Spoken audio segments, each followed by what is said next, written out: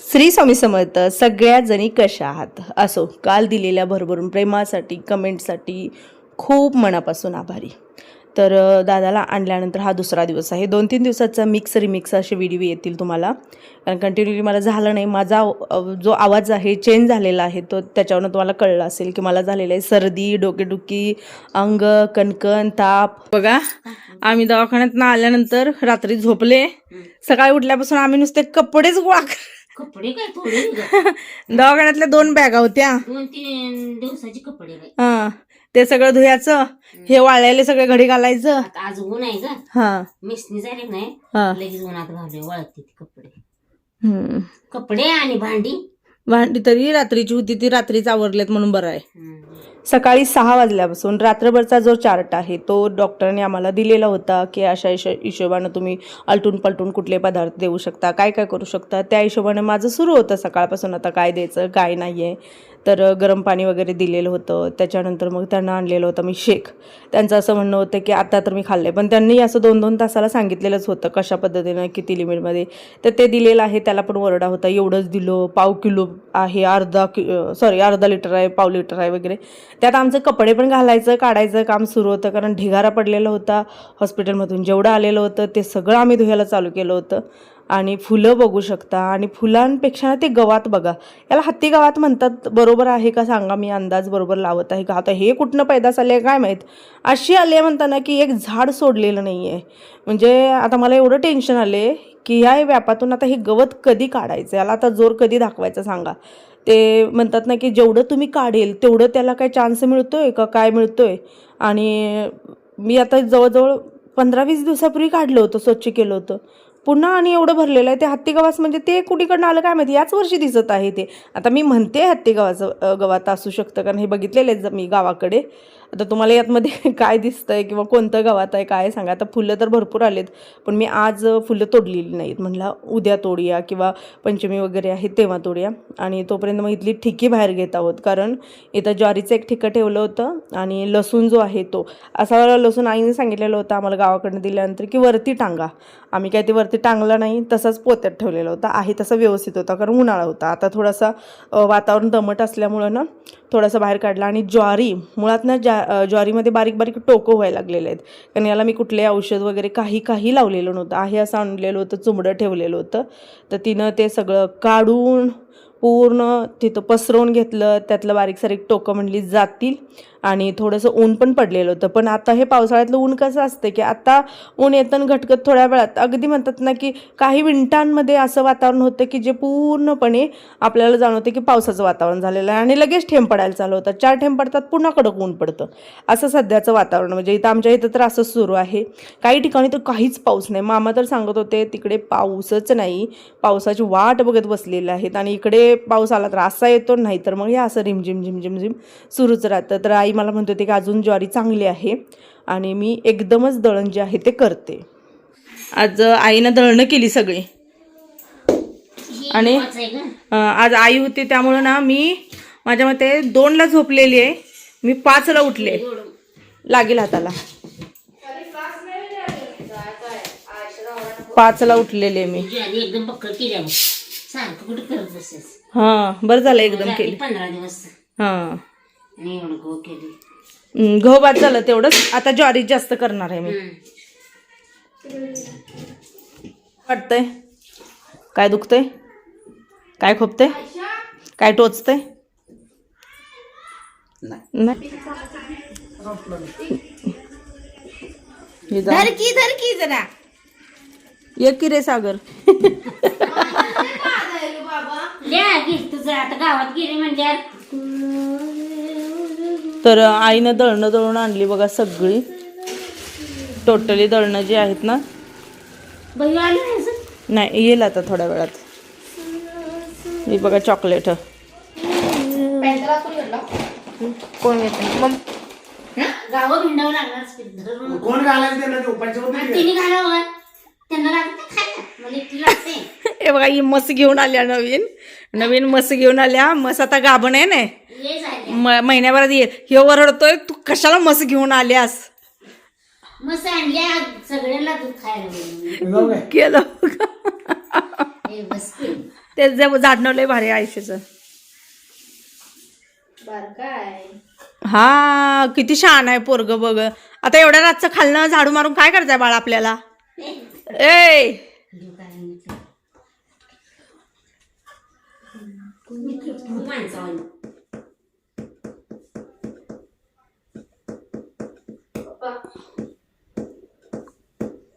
दादाला आणल्यानंतर हा दिवस आहे दुसरा दिवस आणि जास्त काय मला घ्यायलाच जमलं नाहीये. कारण तेच पुन्हा आता डबल स्वयंपाक, डबल सगळं, कोणीतरी येतं जातं, भेटणं वगैरे ह्या तर असतातच गोष्टी. कारण आपल्या घरी पेशंट असतं ना, तेव्हा येणं जाणं किंवा अचानक असं कळतं त्यावेळेला सुरूच असतं. त्यामुळे ते सगळं सुरू होतं, त्याच्यामध्ये मला जास्त मिळालंच नाही घ्यायला. आणि मी जे डोक्याला मायक्रोफायबर जे कापड आणलेलं होतं ना, तर तुम्ही म्हणसाल की ताई असं का घे, असला अवतार केला, आणि येतील माझ्या अवतारावर कमेंट असतात म्हणून सांगते की त्याला बटन आहे पाठीमागच्या साईडने घेऊन पुढे लावायचं. पण ते मला दिसताना लय वेगळं दिसलं, काहीतरी दिसलं मला वाटलं की ते बरोबर दिसणार नाहीये म्हणून काढून हे केलं, तर ते झालेली होती घुंची टाईप. मी व्हिडिओमध्ये बघते तो म्हणजे मला माहीत पण नव्हतं. एडिटिंग करताना माझं लक्ष गेलं की याची अवस्था अशी झालेली आहे. असं पुन्हा आणि आता ते दिवसभराचं सकाळपासून संध्याकाळचं जे माझं रुटीन आहे ते माझं रुटीन सुरूच झालेलं आहे. आणि त्याच्यामध्ये मला डबे पण बनवायचे होते, मुलांचा स्वयंपाक पण होता. लिंबू, जिरं आणि ओवा त्यांनी सांगितलेच ना मधाचा, ते वेट लॉससाठी असते. त्यांनी जेवढं सांगितलं तेवढं मी करते. अरे पहिला ते आपल्याला बघायचं फॅट लॉस करायचं. पेशंट बरं झाले खरं, त्यामुळे लेकिन ते पेशंट काय बरोबर देत नाही. का काय केलं? असंच करू नका, तसंच करू नका, मग असं झालं नका, तसं झालं नका. काळजीपोटी सांगतात ना सगळे, नाही काळजी करतात खरं. समोरच्या माणसाला पण माहित असते आपलं काय दुःख. काय माहित नाही समोरचा माणूस कसा आहे माहिती आहे, त्यांनी व्हिडिओ मध्ये बघितले. बरं ठीक आहे, चला तुम्ही तेवढं पिऊन घ्या. हे बघा सकाळ सकाळी लसूण सोलायला लागल्या काय, आणि आज सकाळी उठल्या उठल्या म्हणत्या मी जाणार आहे. म्हस आणली बघा, एक घेऊन आल्या. हिला कशाला आणली म्हणून सांगत होती, म्हशीचं दूध खायचं आहे म्हणली. आम्ही म्हटलं दिवसाला 1 लिटर विकत घे, 50-60 हजारचे तू म्हस आणणार, त्यापेक्षा तुला खायचं आहे ना विकत घे. सागर पण म्हणत होता नको त्या म्हशीचं याप करू. तर आता ती म्हैस आणल्या, इथून गेल्यानंतर म्हैस आणल्या. माझ्यामध्ये 15 दिवस झाला असेल म्हैस आणून, आणि आता म्हणत्या म्हशीसाठी जावं लागणार, ती येली तर काय करू, असा गोंधळ आहे. हे रात्रीचा भांडीचा गराडा. कसलं तेल लावलं आपलं?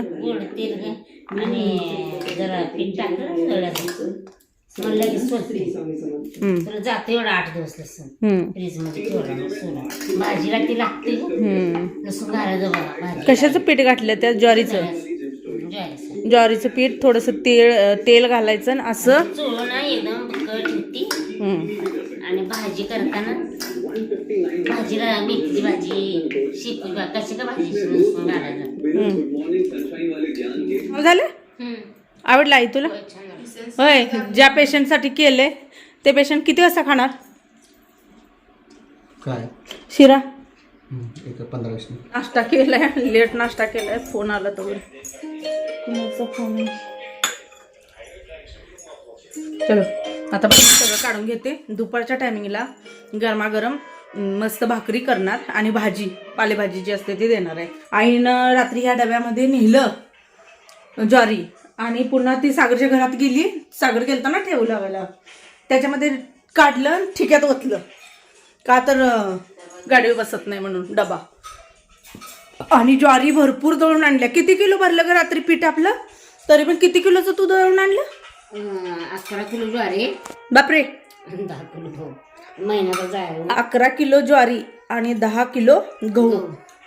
21 किलो दळून आणल्या. काल नीट केली आणि सगळं मला म्हणली की तुला कामात होणार नाही, मी नीट करून देतो सगळं. आपलं पण सगळं नीट केल्या, आपला पण घेऊन गेल्या. आता 11 किलो ज्वारी कधी खायची ग? जाते महिनाभर. माझ्या मते सकाळ संध्याकाळ आम्हाला नुसतं भाकरीच खायला पाहिजे. त्यांना तर भाकरीच द्यायची शक्यतो, चपातीचं अन्न जड असतं.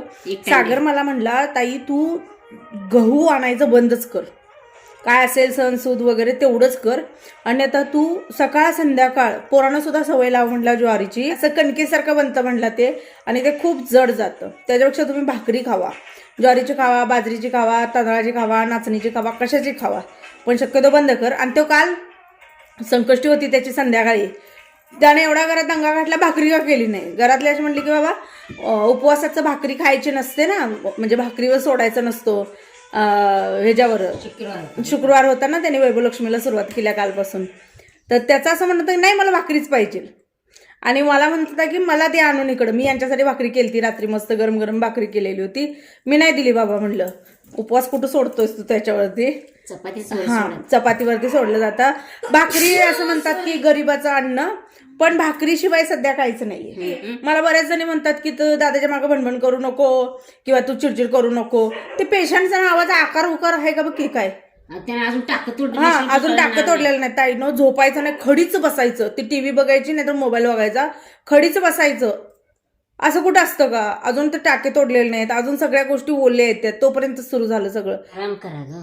हा नाश्ता खायला जरा आराम करायचा आणि मग थोड्या वेळानं आपण जेवायचं. मग असं जरा सारखंच बसलं तर कसं. बघ की आता काय करू सांग. मोबाईल टीव्ही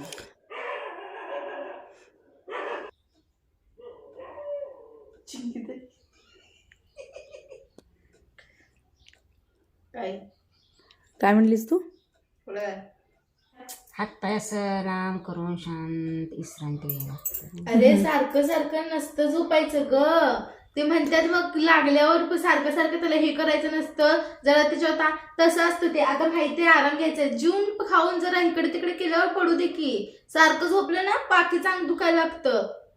तुम्ही तुमचंच फक्त म्हणणं खरं करा.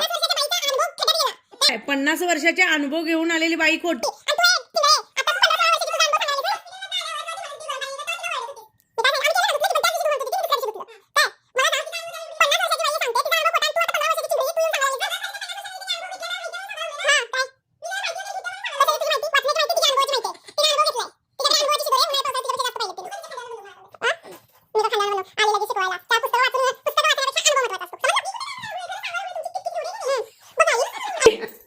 आई आता तू विचार कर, मला जी बोलतेत का नाही, तू आता खरं सांग काय चुकीचं मी बोलली. थांब तू का बस. मी तुझं काय म्हणणं होतं. तू काय म्हणतोस. आराम करायला पाहिजे ना शरीर. हा थोडंच खायचं, जर आत बाहेर फिरायचं आणि शांत आतल्या खोलीत बसायचं. इथं बाहेर येऊन मट्टी मोबाईल बघत कशाला. हा असं करून पोटावर हे होते ना.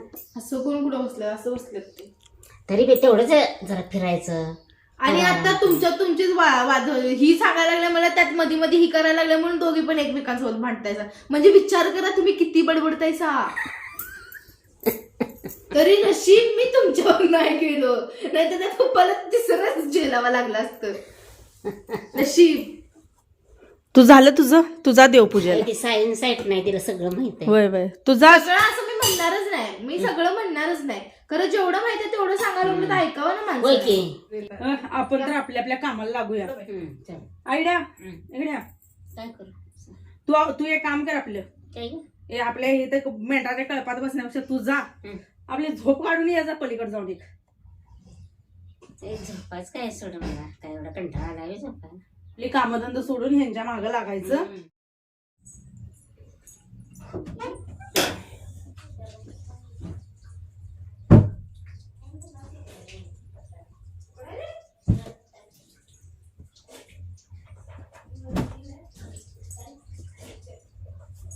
खरं करायच्या नावावर काय त्याचा छळ मांडला तिथे.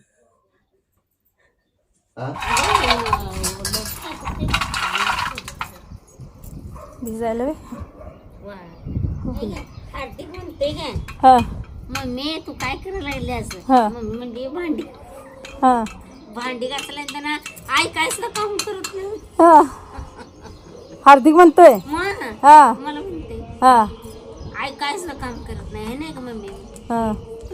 तर चला ताईनो, घरामध्ये माणसांची थोडीशी वर्दळ आहे पेशंट असल्यामुळे, त्यामुळे मला व्हिडिओ एकदम छोटा पाठवावा लागला. त्यासाठी मनापासून माफी मागते. पुन्हा एकदा सर्वांचे मनापासून आभारी आहे. सर्वांना श्री स्वामी समर्थ.